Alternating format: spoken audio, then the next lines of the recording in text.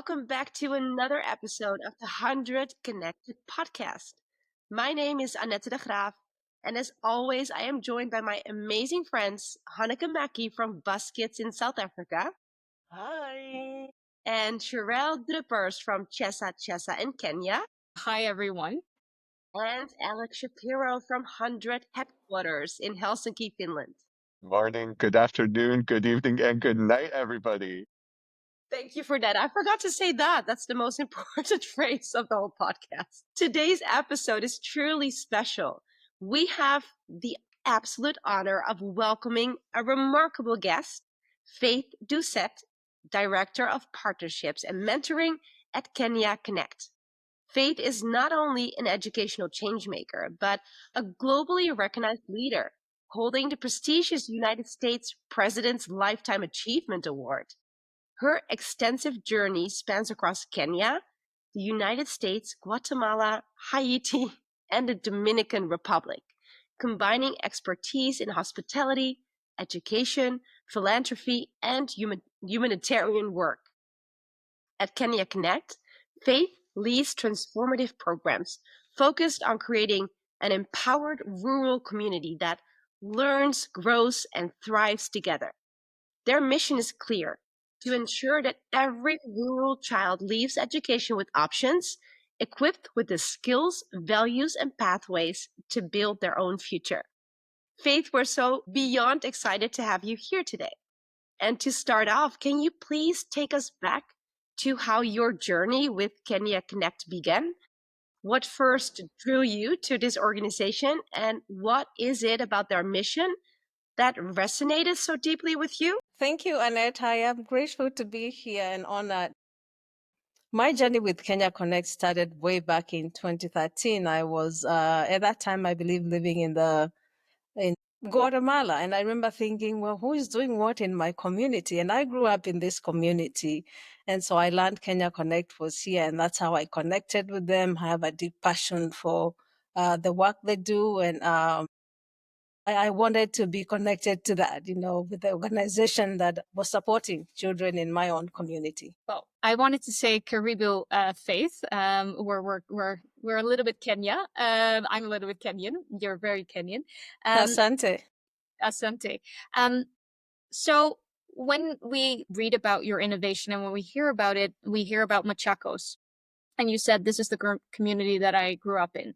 And I want to take the listeners and those are viewing a little bit to the life of what is happening in Machakos and why is it so important that, as Annette said, a rural child or a child in your community actually has the options that Kenya Connect is offering. So can you paint the picture a bit of where is Machakos and how does life look like there? Thank you. So Machakos is 2.5 hours or 2 hours southeast of Nairobi. That's where we are located, 2.5 hours southeast of Nairobi. And this is the area we're in is a semi-arid area, an area that is water stressed. And being a rural area, as you can imagine, for the students and the parents, you have lack of connectivity and a resource, and pretty much the students that live here do not have a whole lot of options. And so as an organization, we're coming in and providing those options. And so most of the people living in Machakos, but specifically where we are, subsistence farmers. And so being a water stress area and children not having all the resources they need, there are many gaps that are created out of that. So the gaps we're working to fill are gaps in, literacy gaps, technology gaps, and we're working across 6 foundations, one of them being in school, ensuring the students, remain in school, can attend school, and attendance is improved by providing the services that are needed, whether it be hand washing stations to ensure students are not missing school because they are falling sick out of preventable diseases. We're providing reusable sanitary pads to ensure girls are not missing school during their periods. We are, in addition, providing water tanks to ensure children have safe and clean drinking water. In addition, we are working with teachers under the foundation of quality education to ensure teachers are receiving professional development so they can deliver quality of education. Literacy is huge for us, so we have a whole foundation on literacy to bridge the gaps in literacy and to ensure that when students complete school, they're able to read, write, and communicate. Being that we are so far removed from the city, there's a technology divide. Students lack devices and connectivity. So we are bridging those gaps with technology skills, whether it's learning basic computers, coding and robotics and physical computing to ensure that we bridge those gaps.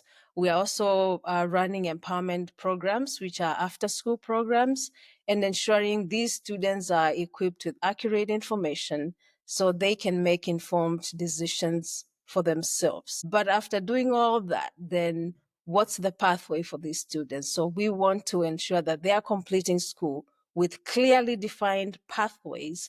If a student wants to be a neurosurgeon, what's the pathway for that? What does it take to become a neurosurgeon? So it's an holistic way of looking at our programming. It seems that your approach is really wide. Like you're really looking at many different areas of childhood, different stages of childhood, right from sanitary products to digital. So it seems like quite a vast organization. One of the things I noticed that you mentioned is that there's solar-powered digital labs for children where digital skills are taught. So sounds incredibly impressive and quite a vast organization. Tell us a little bit just about its size and how many people are involved? Is it one organization? How do you manage it all? Our work is pretty streamlined through the foundations. And so under each foundation, we're running numerous programs under each foundation. But all the programs that we're doing, whether it's the digital work with our solar powered labs, and, when you're living in rural areas, sometimes you have power outages, but to ensure that we're not getting interruptions in our programming, it was necessary that we invest in solar power. But also it's part of our climate action, to ensure that we're sustainable. So because of, again, the clearly defined foundations, then we're able to run the numerous programs that we run. Does that answer your question? Yeah, it's brilliant to understand that there's obviously many foundations working together. Very inspiring. I mean, when you speak about the need to carry on programs through power outages, you know about South Africa's delicate relationship to electricity. And, as Africans, I think we just make a plan and make it work. And it's so inspiring hearing your story. So thank you for sharing, Faith.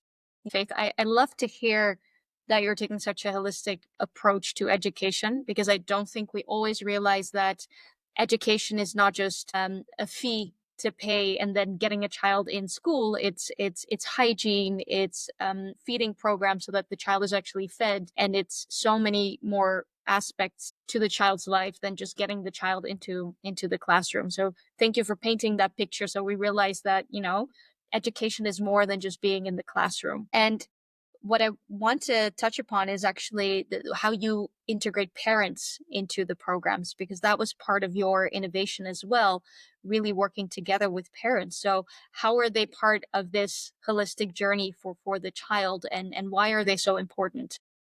Absolutely. So one of the unique things about Kenya Connect is that we are located where the need is, which is in the community. And so we get to work with community stakeholders sometimes to co-create the solutions that they need. And so we have a lot of parent mobilization events where we're inviting parents to come, and we're sensitizing them and creating awareness of the programs that we're running. And so that ensures that we have a buy-in in the work that we are doing with the community. And when we're involving them, then they also get to learn about how they can support their children and also support our work. So the community is crucial for us, and we work in consultation with them to co-create solutions that work for them. And as you can imagine, each area is different, and we want to ensure the solutions that the organization is running work for the community. Faith, it's so good that you mentioned community because that's really where my questions are based out of. So first, I want to say two things to everybody who's listening or watching right now. The first is that Kenya Connect had the honor of having not one, but two innovations that were selected for this year's global collection. So there was A Village That Reads and then the Girl Boy Empowerment programs. But the second is that additionally, Kenya Connect was just awarded and recognized for its outstanding community. And as somebody who is very passionate about the power of using community to really generate durable change, it's just wonderful to see that Kenya Connect really values this idea of a rising tide lifts all boats. And so I would love if you could talk some more about what are the strategies, what are the ways that Kenya Connect thinks about engaging that community. If you're going to a new area or you're bringing on a new topic, maybe with the Girl Boy Empowerment programs, you're talking about pretty difficult stuff. And so, what are the ways that you make sure that the community not just is on board with it, but is supporting the work you're doing and informing that? What are the processes for doing this? Right, thank you. So before we roll out any program, the first people that we talk to or mobilize are the parents, because we want them to be aware of what programs we're thinking about. And sometimes we'll bring some stakeholders on board to get their take on the programs that we're planning and to get feedback. And so there are times when we've had to iterate some of our programs. And I'm glad you mentioned the Girl Boy Empowerment Program, which was chosen by HundrED as one of the most scalable and impactful program. And that program started by inviting community stakeholders. This was a time when teen pregnancies had skyrocketed in Machakos County. We had a reported number of over 4,000 girls becoming pregnant. So as an organization, we knew we had to do something about it, but we didn't want to go at it alone. So we invited community stakeholders to find the way forward, and the community wanted us to go to take the lead. So we went out into the community, talked to different people in the community to find out what was actually happening. And so the parents, the community stakeholders are crucial in the work that we do, and they're always the first people that we invite before we roll out any programs to get their feedback on the programs and if they think that will work in the community. And so it's a relationship, a great relationship that we have with the community, because we are based here where the need is, and we also want to respect and their opinions and take on board their ideas and create solutions that last. Thank you for sharing that. It's really interesting and a powerful way to always work with community and through this iterative process. Could you share an example, if you're comfortable, of one of the programs that you've really had to iterate forward? What was something that didn't work the first time around? Yeah, and I go back to the Girl Boy Empowerment Program, and it's not the only program that mobilizes parents before we roll out the programs. We have the library program, technology programs that involve mobilizing parents before we roll out those programs. But with our Girl Boy Empowerment Program, we started with the student component where students were learning about peer pressure, consent, body boundaries. But then we realized we were missing a huge component, which is the parents. So we had to create a component for the parents where we are bridging the gaps in family communication, how to foster parent-child relationships, age-appropriate sexual health information. But then you quickly realize, well, these are not things that are talked about at home. And so we had to pivot and, invite parents here and talk about those difficult topics and subjects and things that are considered taboo. But we had to listen to them. It's important that you listen to the community. So we had to listen to them, but also get their advice, because the parent component is delivered entirely in the local language, Kikamba. So are we using appropriate words? Are we, losing important message using jargons? And so their input became quite vital. And so we had to change the posters that we had created to ensure that, while they're in English, there's some bit of Kiswahili to ensure that everybody can understand. So those are some of the ways we've had to change what we're doing. But also with the taboo topics, we learned rather quickly that, The easiest and the most effective way to demystify taboos is by providing accurate information, and it works every time. It sounds a bit like it's a dance, like an improvisation. So when do you need to take the lead? When do you need to step back and just listen? Right? It sounds a bit like that, like a dance. And listening is often a superpower. So that sounds really great. I have a question that I'm really curious about, and I think our listeners would love to hear that too. What is your favorite success story? Absolutely. And again, considering we run so many programs and there are just so many great stories, but I think of one time we had a parent meeting and we were talking to parents about age appropriate sexual health education.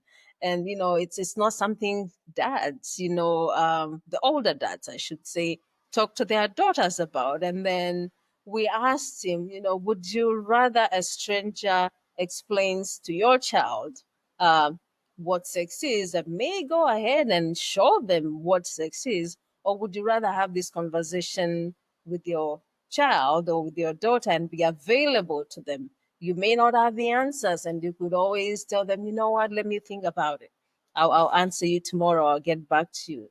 And he looked at me in the eye and said, you know what?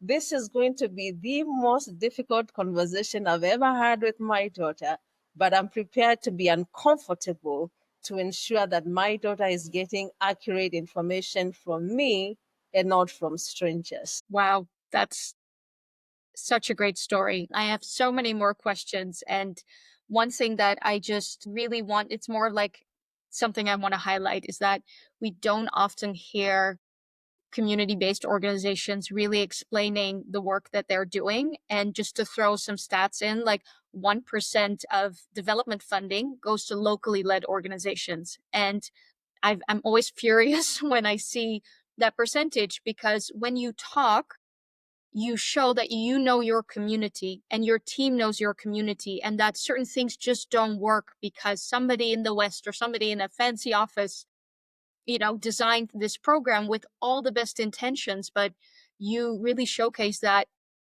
it's so important to include the community. And like Annette said, it's a dance, and it's not just a program you can design and implement on the ground.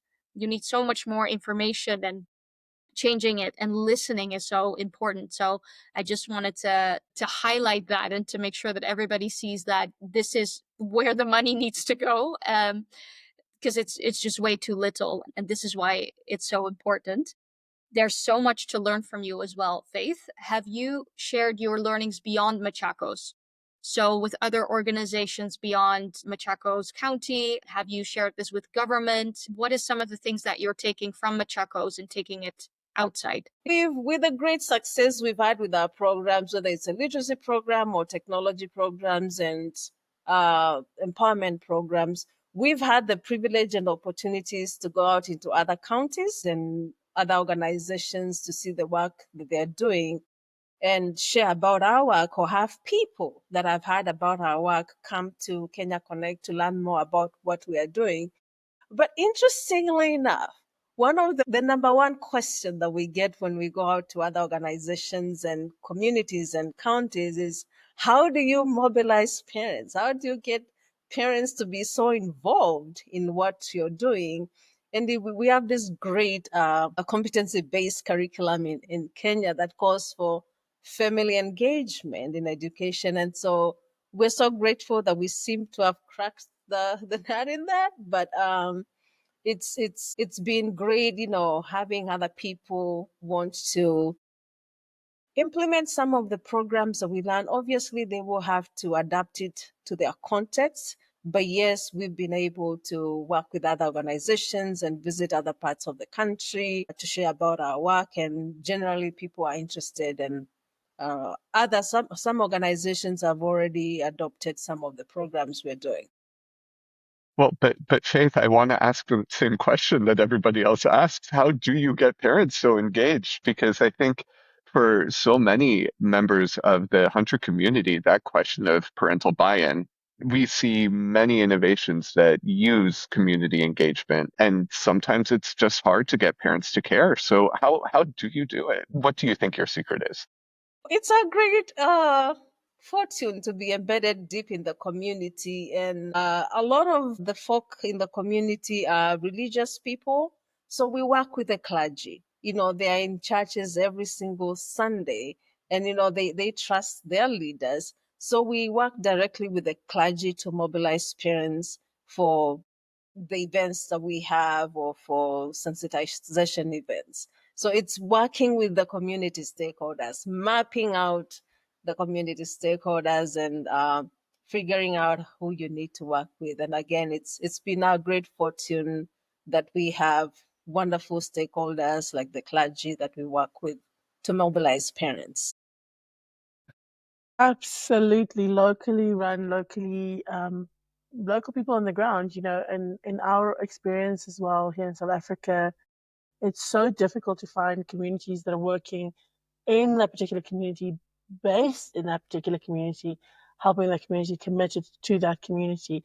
There's often solutions that are sort of parachuted in, that work somewhere else. And I wanted to venture a guess off the back of Alex's great question about the parent engagement and how do you get it, and just to kind of potentially ask, does it also have to do, Faith, with the fact that it isn't won overnight? That is something that comes with time and patience and proving yourself in a community and sticking it out, which again, I guess, just points to that fact that these interventions and working with communities isn't something that happens in 6 months, and it happens over time. Interventions that make true change, I guess, takes time. Not to put words in your mouth, but just to kind of ask you what your thoughts are around that, and do you think that's part of Kenya Connect's success, is specifically around your community engagement and the parents, is because of that longevity of how long you've been around, that you're on the ground, right there in what you said it as a water scarce district, and then in this call we have the rain as a blessing on your Right. call. How cool is that? I mean, honestly, that wasn't lost on me. So yeah, I mean, your thoughts on that, just the time spent to win that trust. Yeah, so we generally don't run short-term programs. Our programs are long-term. It could be a year long, 2 years long. Some have been ongoing for years. We were founded in 2002 as a pen power program to connect students in distance cultures. But that identified a need, our co-founder, Mr. James Musioka, identified the need of writing skills, and that's has to be the beginning of our literacy programs. So some of these programs have been running for a long, long time, but we want to ensure that these are not quick solutions. It's programs that are running to ensure that they are impactful and that we can measure impact. So yeah, you have programs that have been running for many years, for decades, especially the Pen Power program. And then we have other programs that are year long or 2 years long. And then what we do is we may stay in one school for 2 years and then roll that program out to a different school. We partner with 71 rural public schools, and we want to ensure, we can get to all the schools. Definitely all the schools don't have all the programs that we have, but we want to ensure that we can get to all the schools that we serve. So I guess then, as a follow-up around that, the people who fund you, the organizations behind Kenya Connect who fund and make it possible, you've also had longevity in terms of those relationships in and of itself, to not only win a funding, but to keep it and to build those relationships. That's very, very impressive, and something that I think many of us can learn from. So have you had many of the same funders over time stay with you as an organization as well? Yes, absolutely. We have people that have been funding us for years, whether it's individuals, organizations, or foundations. A lot of time we're writing grants. Sharon, my colleague in the US, writes a lot of grants. But we have people that come to visit as volunteers, and when they see the work for themselves, they're moved by it and want to continue supporting the work to change the lives of the students that they meet when they are here on visits. So it's individual funders or donors, it's foundations, but mostly grant writing. But we are grateful we have received grants for numerous years in a row because people believe in what we're doing. They come see the work for themselves. And we are good at providing reports and updates of how the funding that they provided is impacting the community. Our big question, and it's like our favorite question. So, Faith, what is your dream for education in the future? Your big dream. You can dream as big as you want. Yeah. When I think of my dream for education for the future, I think of our mission, to ensure that children leave school with options by developing skills and values and pathways for them to thrive. And if every child has options, if everybody can thrive where they are, then that would be a good life for everybody. So, I think of our mission of children with options. That sounds fantastic. Thank you so much, Faith, for this conversation. It felt like we were all together in a living room somewhere, or like in a coffee bar. So thank you for this, and we can't wait to see you again, hopefully soon. I hope so too. It was good to be part of this conversation, and I want to invite all of you to come see where we are and see the work for yourselves. So it will make more sense.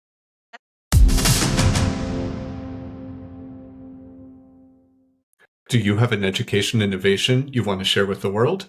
The call for the 2026 Global Collection is now open. Apply at HundrED.org.